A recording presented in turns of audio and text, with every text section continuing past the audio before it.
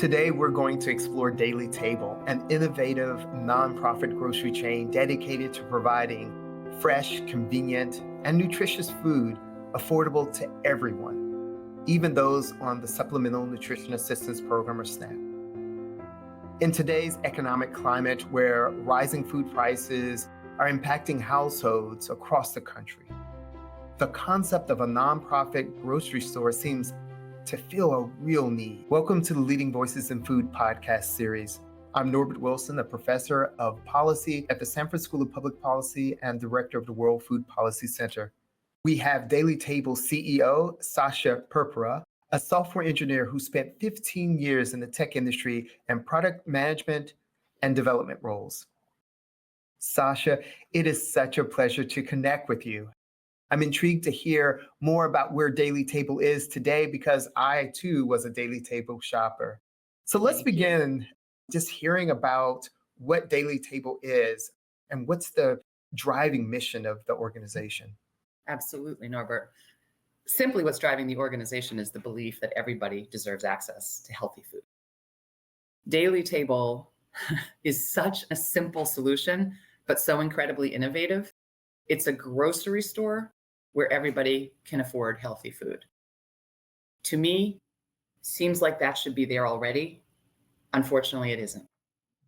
Historically, the way we have addressed hunger in this country is food pantries. And food pantries play a critical role and they're very necessary. However, they're spaces designed for people with low income to say, you're low income, you can't afford food, come here. And we know that 40% of the people that qualify for food pantries won't go to a food pantry because of that stigma.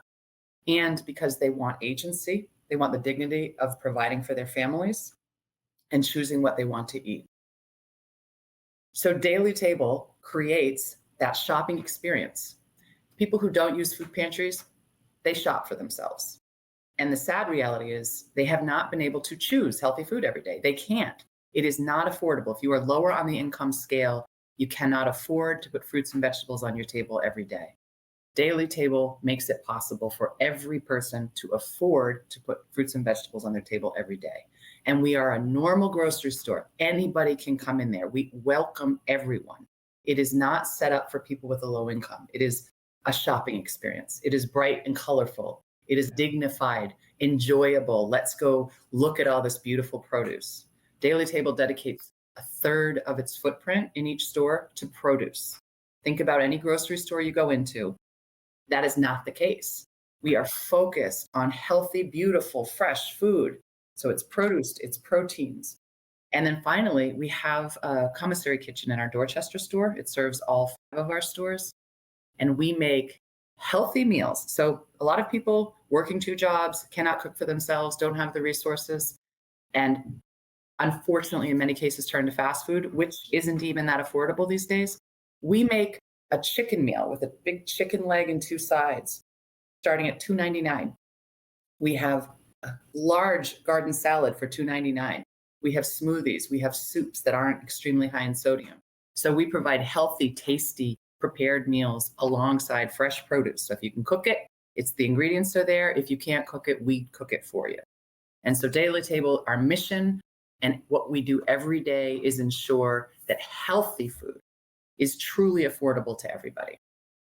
This is really a useful way of hearing about what Daily Table is.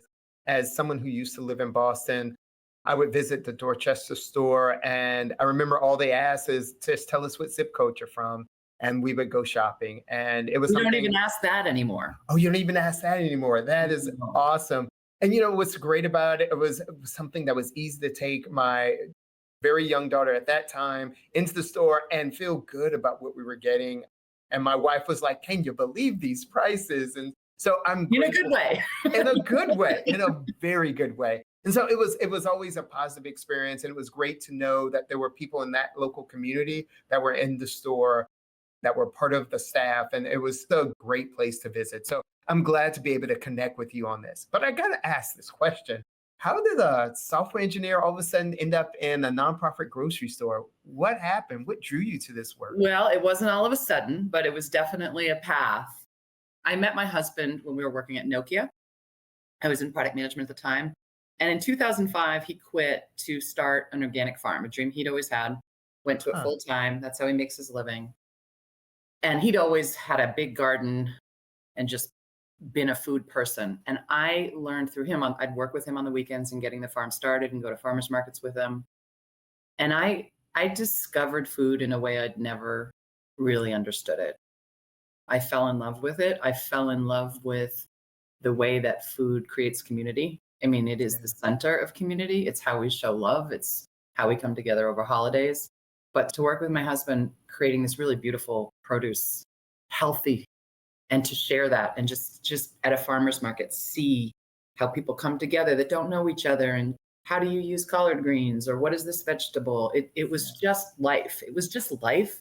And I wanted that. So I quit in 2009. I worked with him on the farm for a couple of years while I went back to school just to expand my network and nonprofit and other things. And in 2012, I began as an executive director of another hunger relief organization. And what is amazing to me, whether it's at a food pantry or daily table or a farmer's market, it is the same experience. It is people coming together around food and sharing, and it is beautiful, and it creates healthy communities. It's not just nourishing us physically, but that's critical. By the way, healthy food is the cheapest form of healthcare. If we would just invest in that, but it also nourishes a community. It's mental health. It's sitting around the table with your family. It's cooking. It's not being hungry. And so to go from the one extreme of a local organic farm in a farmer's market that isn't cheap. You know, my husband isn't making money off of it. He's not getting rich, but the food, it takes a lot to grow food. So to go from that experience and bringing together people who can afford farmers market prices and seeing that same experience in a food pantry or at daily table, it's about food. It's not about money, and it should be accessible to all. So it is really amazing. I loved the 2 years on the farm and bringing access to local food to people, and to now do that to folks who otherwise simply couldn't get access to healthy food. It's just an incredible honor to be a part of that. Yeah. Thank you for sharing that. And thank you for sharing part of your story. I'm interested to go back to Daily Table and understand, how is it different than other nonprofit organizations, especially in the food justice space? Help us to appreciate that. And you gave us a bit of an idea when you were talking about comparing it to food pantries, but I'd like to hear sort of more of your thoughts on that. Well, my thoughts are not so much are how are we different, but how do we fit into the emergency food system? Ah, One of okay. the beautiful things, I'm in Cambridge, Massachusetts, Daily Tables in Cambridge and Boston and Salem.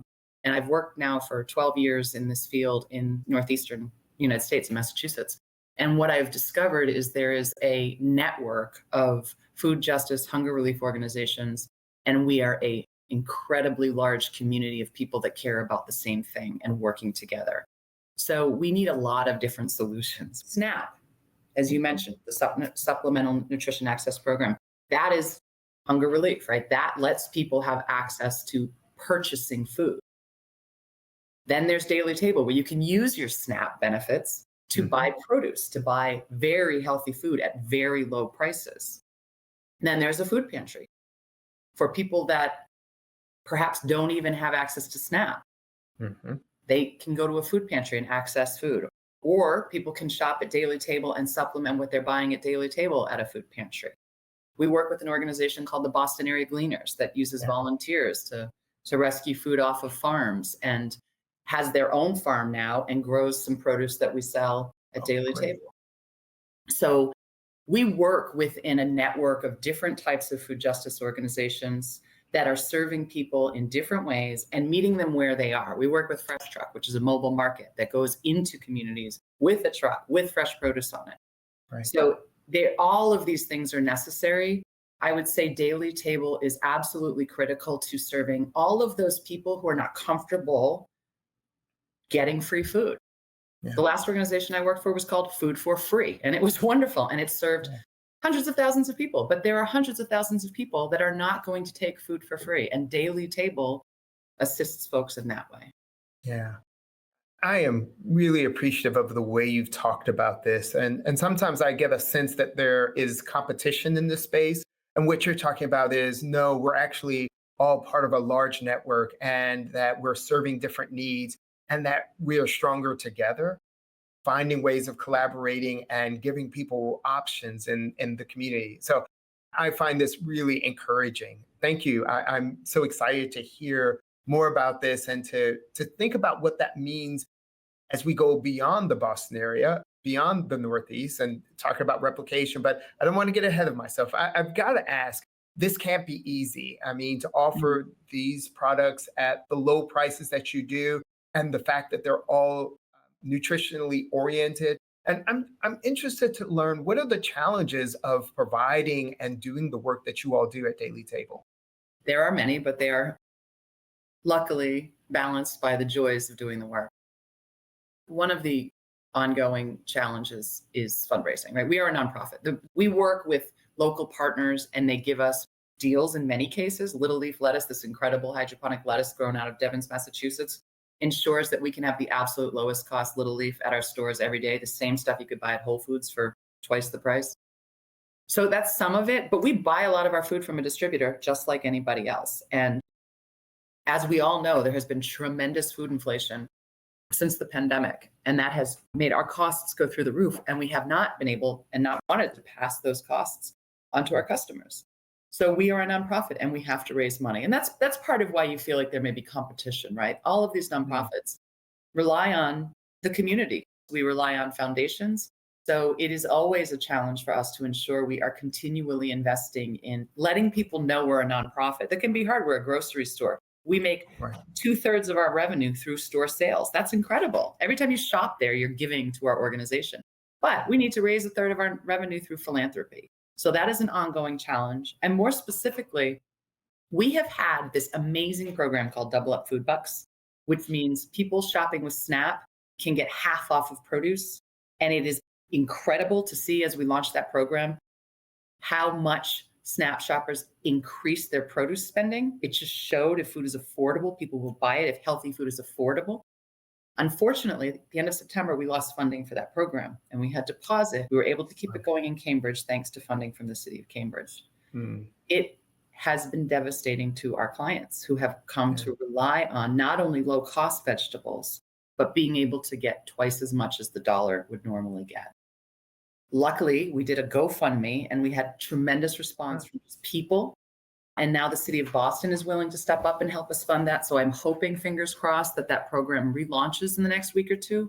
But that is another program that's going to require ongoing funding. And so it's a challenge for every nonprofit. I think I feel confident that if we get the word out about Daily Table, it's an exciting organization to support.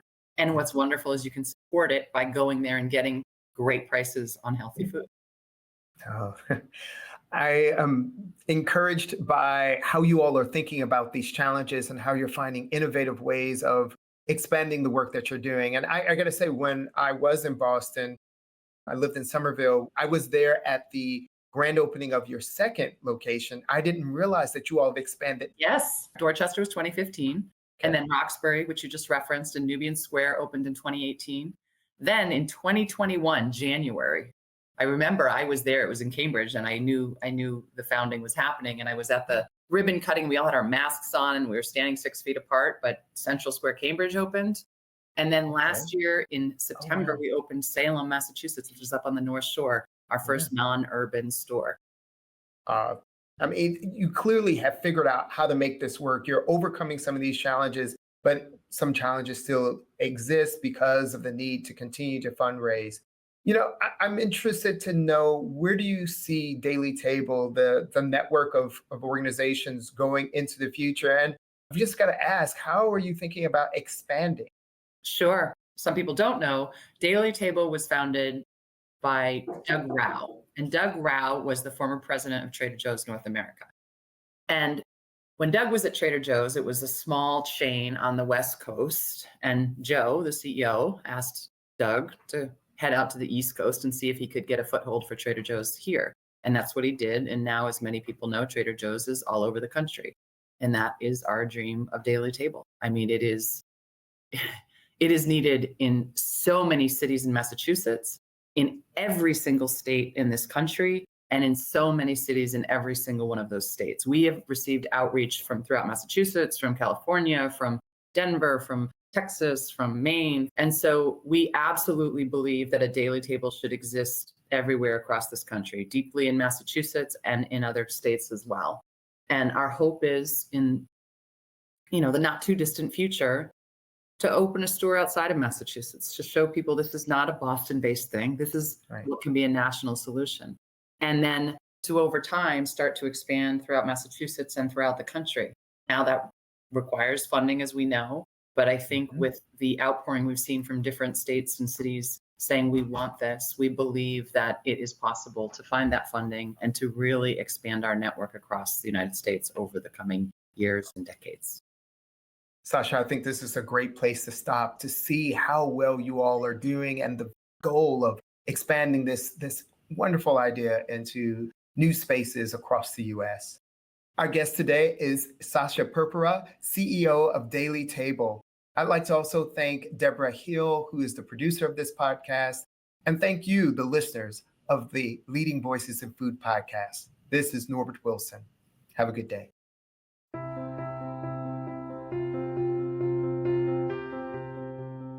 Thank you for listening to the Leading Voices in Food podcast.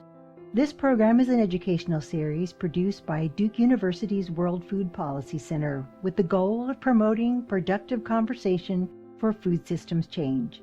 If you would like to subscribe, you can find it on Apple Podcasts, YouTube Music, or your favorite podcast app. Transcripts are also available on the website of the Duke World Food Policy Center.